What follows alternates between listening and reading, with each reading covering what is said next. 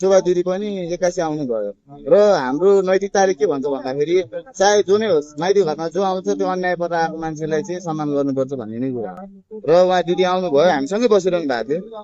अनि 81 कुराहरू पनि गरिरहनु भएको थियो साथीभाइहरू कोही त्यहाँ अब भनौँ न सिग्नेचर हस्ताक्षरको लागि काप टिपिरहेको अवस्था थियो। 81 के भयो भने शोभा दिदीले उताबाट पुलिसलाई बोलाउनु भयो क्या अनि पुलिसलाई बोलाउने बित्तिकै दिदीले यतापट्टि भने भए उहाँ अब हामीलाई पनि थाहा हुन्थ्यो अलिक फरक हुन्थ्यो दिदीले चाहिँ पुलिसलाई भन्न जानुभयो उता भनेर भन्दा भन्दै महेश बस्नेतको वाइफले चाहिँ आएर कपाल निकाल्नु भयो होइन त्यहाँनिर अरू अरू पनि आउनु भयो अरूको म चिन्दिनँ अब उहाँ चाहिँ अब मेरो मामा भन्दा नजिकको भएर पनि मैले राम्रोसँग चिनेको हो खासमा कि उहाँ नै हो अनि एउटा कुरो के भन्दाखेरि त्यो ठाउँमा यदि महेश बस्नेतकै वाइफ नै हुनुहुन्थ्यो भने पनि हामी चाहिँ न्यायको लागि जहिले पनि लड्न तयार भएरै बसेको माइती घरमा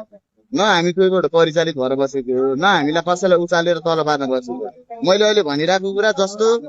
प्रत्यक्ष भएको त्यस्तै हो अनि त्यो पछि हवल्दार साहबले डिएसपी साहबलाई फोन गर्नुभयो यहाँ सिंहदरबारको जनार्दन सरलाई फोन गर्नुभयो सरहरू गाडी लिएर आइपुग्दै गर्दाखेरि त्यो माहौल शान्त भइसकेको थियो अनि कोही होटेलभित्र कोही 2 तला माथि लुकेको अवस्थामा नि प्रहरी सरहरूले चाहिँ माथि गएर तानेर लिएर आएर गाडीमा हालेर लिएर जानुभयो कतिजना जति आएर चाहिँ आक्रमण गरेको लगभग गन त्यस्तै 10-12 जना 15 जना भित्रकै त्यस्तै छ बाहिर पनि नयाँ मान्छे 81 8-9 जना केटाहरू पनि थप्या देखियो है अनि कस्तो भन्दाखेरि अब हस्पिटल गइयो उपचार गरियो सबै भयो नि त अब त्यहाँ के चाहिँ कसो भने टाउको सुन्निरहेको छ कि दिदीको अनि कपाल पनि यत्रो यत्रो पुत्ला जति हातमा आएको छ त्यो कपाल अझै पनि त्यही राखिरहनु भएको छ हातै होइन